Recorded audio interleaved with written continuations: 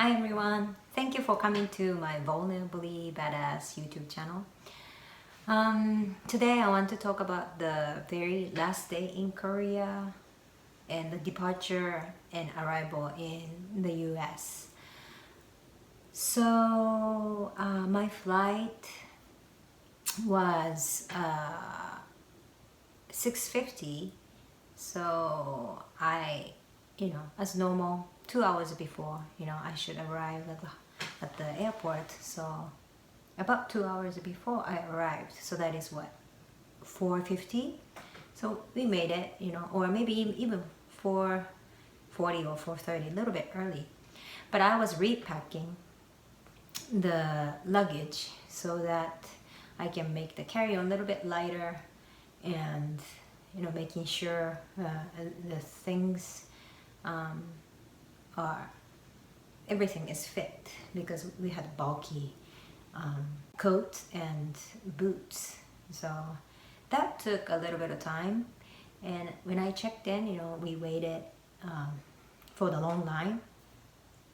And what happened was that when we were actually checking in, the airline person told me, so do you have Korean green card? And I said yes, because I was married to my first husband, who's Korean, so I was a green card holder in Korea. So I said yes, and I usually show the alien registration card, and usually in the past 6.5 years that was fine, they check and okay.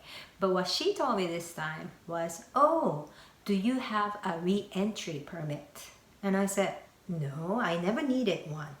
But she told me, oh, since June last year, 2020, because of coronavirus, we need re-entry permit for green card holders. And I was like, oh, I didn't know, like, where can I get it, and what should I do? And then she told me that, oh, there is a immigration office on the same floor, so you can go there and apply for it. And I actually talked to the immigration person on the phone, because she called for me, and asked, what do I need? And she said, all I need is just my passport. So I said, okay, I'll be there. So the airline kind of stopped my checking in process and let me leave the luggage there with my friend and my ex-husband. And so I said, okay, I'll be back. I will, run to the office and come back. But the airline agent told me, okay, so we will close the checking in process within 20 minutes, so you have to come back. So I was like, okay. And I ran, literally I ran to the office, and here I am. I need to apply for re-entry permit. What do I need to do? And they gave me 3 pieces of paper where I had to write my personal information and sign, and they say 30,000 won. That's about, $30 or $28. And I said, okay.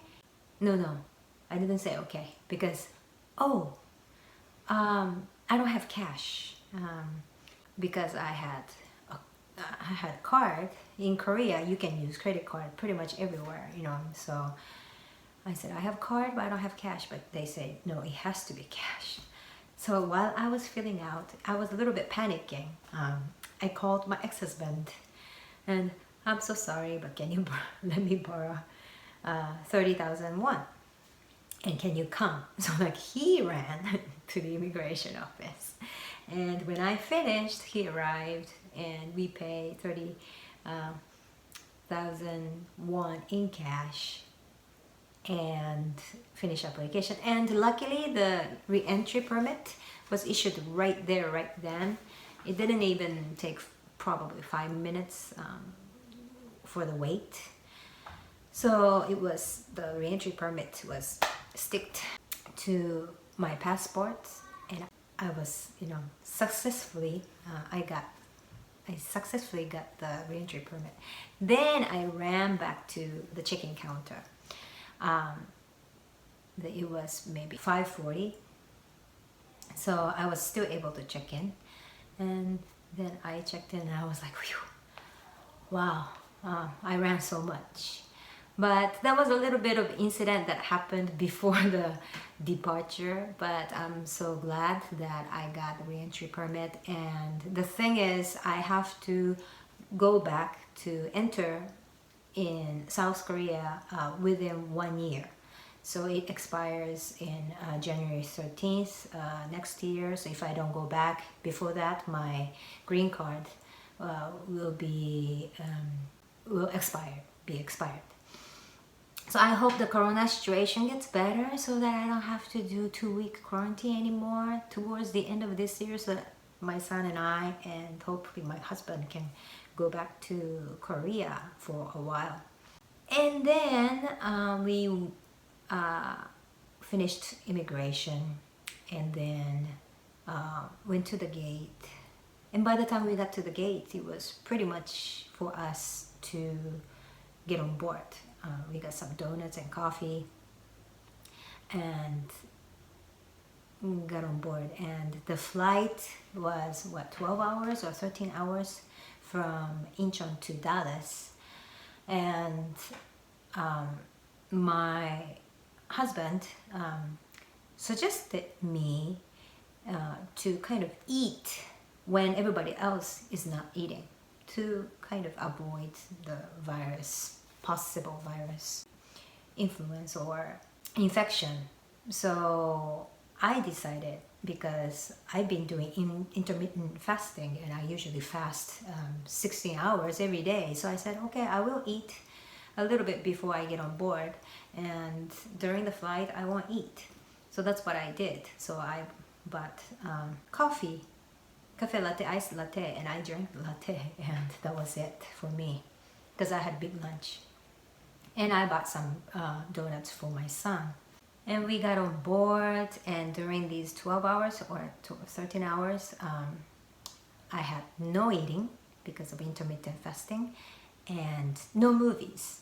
This time, for the first time in my life, I only played the gem puzzle. It's called Bejeweled 2. I usually play the game on playing. I don't play games on my smartphone or anything. I don't like playing games, so I don't, but I just let myself play games when I'm on plane.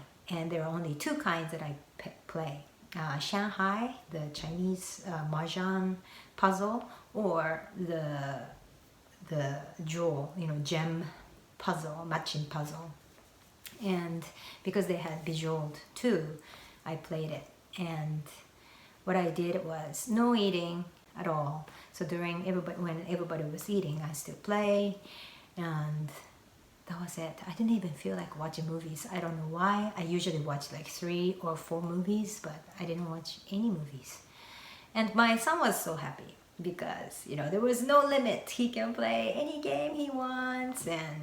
But as soon as, we got on and he ate dinner, after he ate dinner, because it was nighttime in Korea, he fell asleep, and pretty much he slept all through the flight when the light was dark, and woke up around when the breakfast was served. No, he was still sleeping when the breakfast was served. But I didn't get any long sleep. I played a game and maybe lie down. We had 3 seats, so my son sat here, and then he slept on my lap in 1 seat, and I used 2 seats to lie down. But I slept for maybe 30 minutes or 1 hour at most, and I kept waking up, and then I kept playing the game, and sleep and for a short time, and I wake up and play the game again. So that's what I did.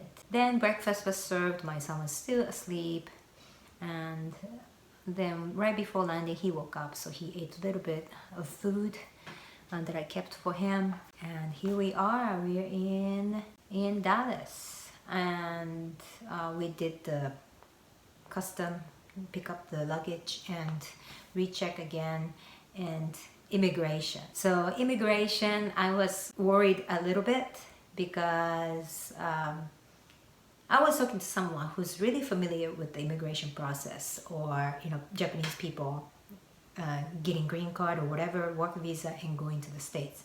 And this person told me, oh, you will need a visa packet. And I was like, what is visa packet? I didn't receive visa packet. And she said, oh, when you got the passport with the visa on in the mail, you should have received a visa packet, like all the documents within a sealed envelope. And I said, really? I didn't see anything. The only thing I saw was like a clear folder and all the documents that we submitted that was returned. And she said, that's the document, so you have to make sure that you bring them in your carry-on bag so you can show it to them anytime. And I was like, really? I didn't remember any packet. I know when I applied for F1 visa as a student, every time I remember I got this thick packet, like sealed, do not open. And I was always reminded, like, you have to bring this with your passport to the immigration officer. But then I received nothing like that. But I thought, okay, I should just prepare the return documents in my bag, so whenever I'm asked, I should submit. But before I got on the flight, I was looking on websites, and I learned that if you submitted the immigration documentation online, then your visa on your passport will say IV docs in CCD. So if you have that on your passport, then you won't have visa packet. So I was so relieved to read that. Okay, so it was normal for me. But still, I was like, I wanted to be cautious, so I brought all the documents, paper documents that we submitted with me, just to make sure if I was asked, I can show. So I was a little bit nervous when I was going through the immigration process.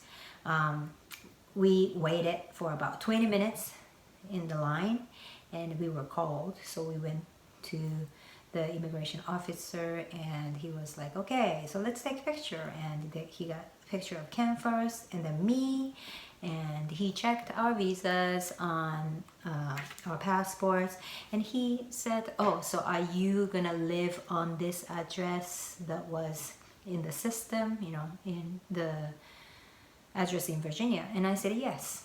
And he said, okay. And he's just stamped on the visa, and he told me, your green card will be sent to this address within 6 months. And have a great day. Or it was night, but oh no, it was evening. Yeah, so welcome to the States. And I was like, wow, that's it? So we waited for 20 minutes, but actual taking picture and him checking the online information and stamping, it took about 5 minutes or less than 5 minutes, and we were done. So I was like, wow, this historical moment where immigrating to US with the immigration officer, I was kind of nervous or ready, what kind of question is he gonna ask, but that was the only question he asked, and we went through. So it was easy. And we did the Dallas transit without any issues, and then we arrived at finally in the Washington DC. It was around 11:30 or 40. We were very, very tired, but we were so happy to finally arrive and see my husband, and he was there to give me a bouquet for me as a gift, a welcome gift, and a little minion doll for my son, because my son likes minions. And so it was a nice reunion. So that was the whole trip, last day of my Korean life and coming to the States. So it was really two major things that happened. Like, for green card holders in Korea, if you're gonna go abroad, make sure that you apply for re-entry permit. I was told that you can do it online beforehand, and it cost 30,000 won. And immigration for going to the States, if you apply it online and if you have the annotation on your visa, if it says IV docs in CCD, you don't have to worry about having visa packet. So these are the two advices from my own experience. So my question to you today, what kind of airport incidents have you experienced before? Last minute accident incidents. I look forward to hearing your stories. Thank you so much for coming to my YouTube channel. See you next time.